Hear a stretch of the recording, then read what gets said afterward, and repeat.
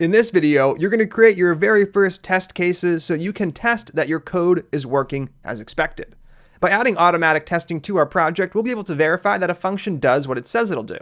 If we make a function that's supposed to add two numbers together, we can automatically verify it's doing that. And if we have a function that's supposed to fetch a user from the database, we can make sure it's doing that as well. Now, to get started in this video, we're going to look at the very basics of setting up a testing suite inside of a Node.js project. We'll be testing a real-world function, and there'll be a challenge for you to test something as well. In order to get started, we are going to make a directory to store our code for this section. I'm going to make one on the desktop using mkdir, and I'll call this directory node-tests. Then I'm going to cd inside of it node-tests, so I can go ahead and run npm init. We are going to be installing modules, and this is going to require a package.json file. I'm going to run npm init using the default values for everything, simply clicking enter throughout every single step. Now, once that package.json file is generated, we can go ahead and open up the directory inside of Atom. It's on the desktop, and it's called node-tests. From here, we're ready to actually define a function we want to test. The goal in this video is to learn how to set up testing for a Node project, so the actual functions we'll be testing are going to be pretty trivial, but it will help illustrate exactly how to set up our tests. To get started, let's go ahead and make a fake module. This will have some functions, and we'll test those functions. In the root of the project, I'm going to make a brand new directory, and I'm going to call this directory utils. We can assume this will store some utility functions, like adding a number to another number or stripping out white spaces from a string.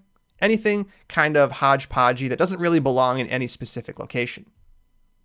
I'm going to make a new file in the utils folder called utils.js, and this is a similar pattern to what we did when we created the weather and location directory in our weather app.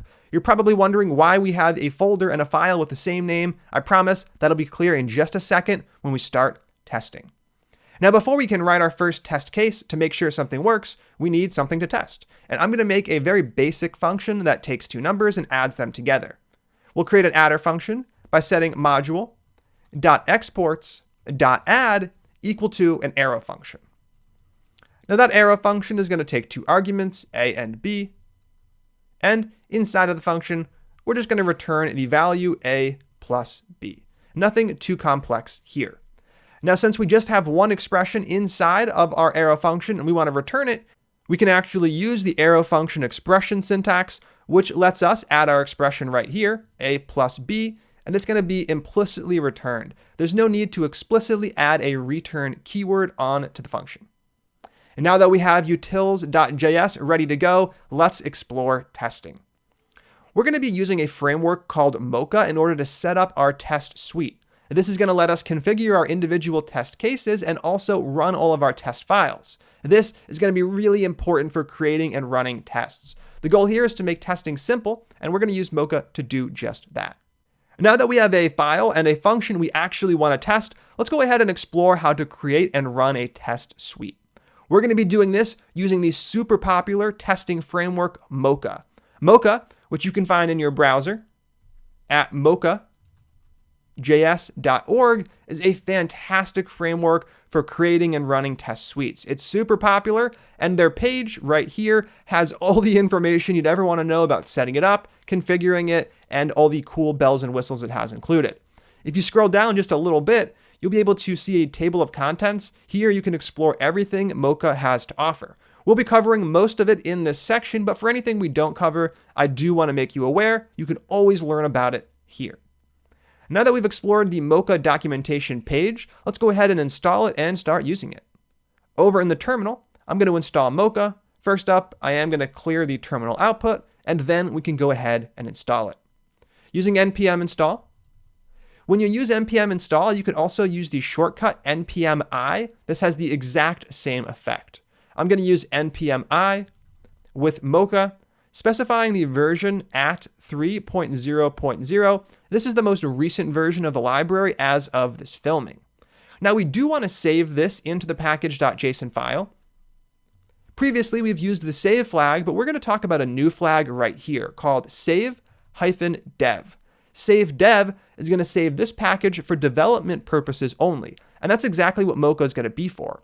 We don't actually need Mocha to run our app on a service like Heroku. We just need Mocha locally on our machine to test our code. When you use the save dev flag, it installs the module much the same way, but if you explore package.json, you'll see things are a little different. Over inside of our package.json file, instead of a dependencies attribute, we have a dev dependencies attribute. In there, we have Mocha with the version number as the value. Dev dependencies are fantastic because they're not going to be installed on Heroku, but they will be installed locally. This will keep the Heroku boot times really quick. It won't need to install modules that it's not going to actually need. We'll be installing both dev dependencies and dependencies in most of our projects from here on out. Now that we have Mocha installed, we can go ahead and create a test file. Over in the utils folder, we're going to make a new file. This file is going to store our test cases. We're not going to store our test cases in utils.js. This is going to be our application code. Instead, we're going to make a file called utils.test.js. When we use this test.js extension, we're basically telling our app that this is going to store our test cases. And when Mocha goes through our app looking for tests to run, it should run any file with this extension. Now we have a test file. The only thing left to do is create a test case. A test case is a function that runs some code, and if things go well, great, the test is considered to have passed, and if things do not go well, the test is considered to have failed. We can create a new test case using it. It is a function provided by Mocha. We're going to be running our project test files through Mocha, so there's no reason to import it or do anything like that. We simply call it just like this. Now, it lets us define a new test case, and it takes two arguments. First up, we're going to have a string description of what exactly the test is doing. If we're testing that the adder function works, we might have something like it should add two numbers. Notice here that it plays into the sentence. It should read like this. It should add two numbers, describes exactly what the test is going to verify. This is called behavior-driven development, or BDD, and that's the principles that Mocha was built on. Now we've set up the test string. The next thing to do is add a function as the second argument. Inside this function, we're going to add the code that tests that the add function works as expected. This means that we'll probably call add and check that the value that comes back is the appropriate value given the two numbers passed in. That means we do need to import the utils.js file up above. I'm going to create a constant called utils, setting it equal to the return result from requiring utils. I'm using // since we are going to be requiring a local file. It's in the same directory, so I can simply type utils right here without the JS extension. Now that we have the utils library loaded in, inside of the callback, we can call it. Let's make a variable to store the return result. I'm going to call this one result, and we'll set it equal to utils.add, passing in two numbers. Let's go ahead and use something like 33 plus 11. We would expect to get 44 back. Now at this point, we do have some code inside of our test suite, so we can go ahead and run it. And we're going to do that by configuring that test script we looked at in the last section inside of package.json. Currently, the test script simply prints a message to the screen saying that no tests exist. What we're going to do instead is call Mocha. Right here, we're going to be calling Mocha, passing in as the one and only argument the actual files we want to test. And we can use the globbing pattern to specify multiple files. In this case, we'll be using ** to look in every single directory, and we're looking for a file called utils.test.js.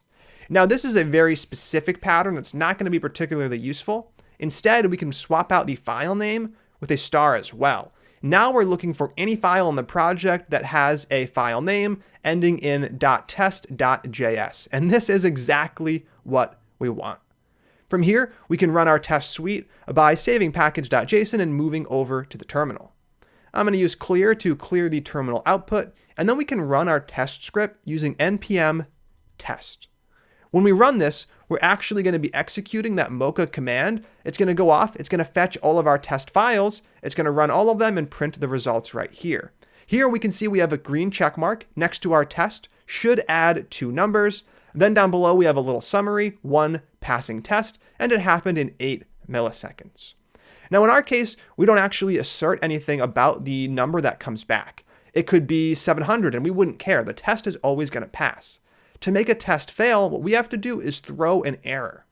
That means right here, we can throw a new error.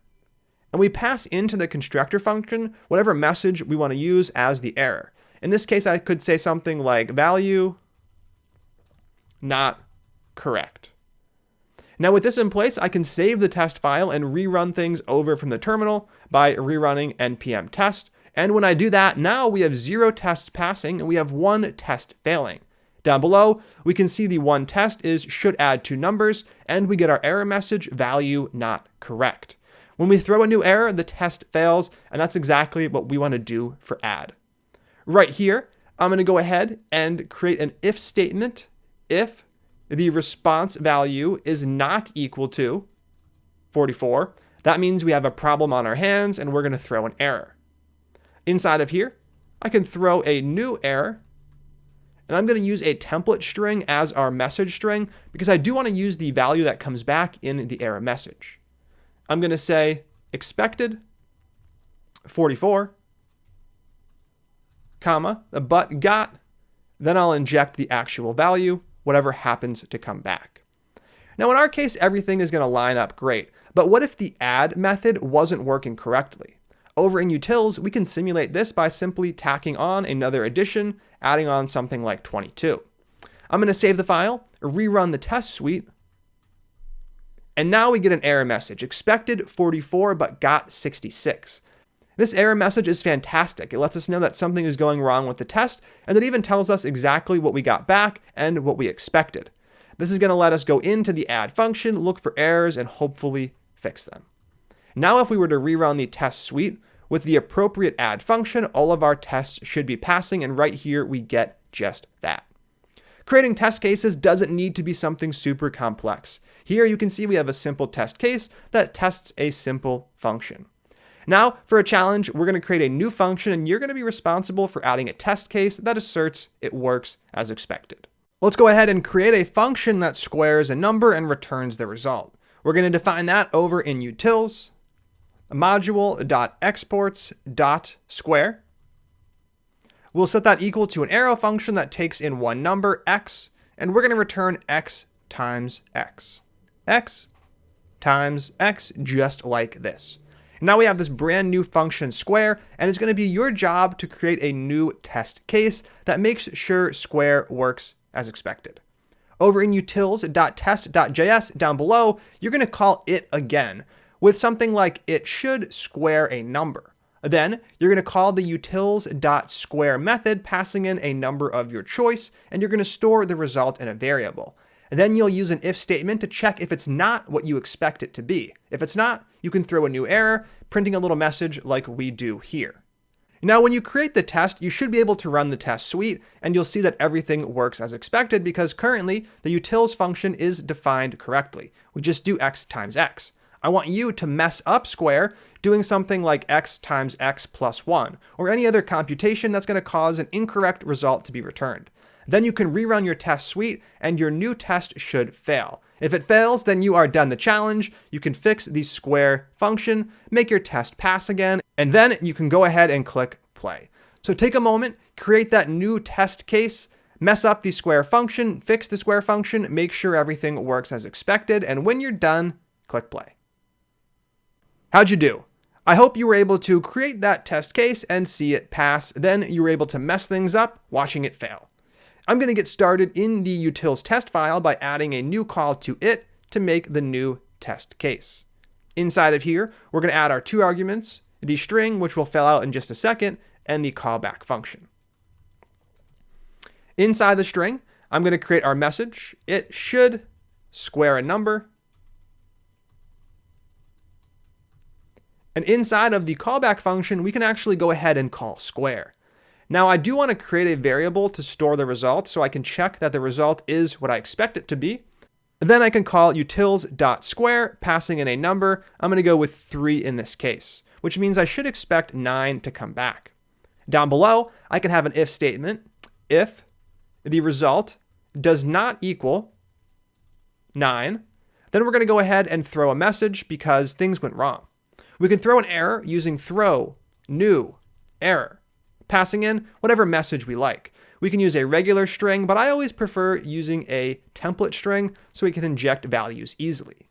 I'll say something like expected 9, comma, but got, followed by the value that's not correct. In this case, that's stored in the response variable. Now I can go ahead and save this test case and run the test suite from the terminal. Using the up arrow key and the enter key, I can rerun the last command, and what do we get? We get 2 tests passing. Should add 2 numbers and should square a number both have check marks next to them, and we ran both tests in just 14 milliseconds, which is fantastic.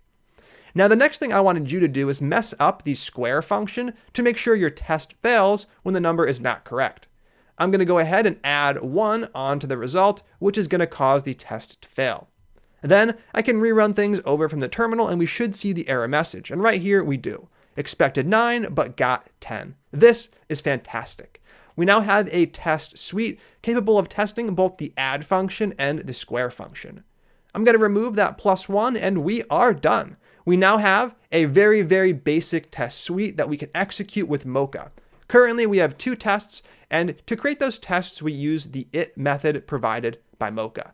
In the next several videos, we'll be exploring more methods that Mocha gives us, and we'll also be looking at better ways to do our assertions. Instead of manually creating them, we'll be using an assertion library to help with the heavy lifting. That is all coming up next, so stay tuned. I will see you soon.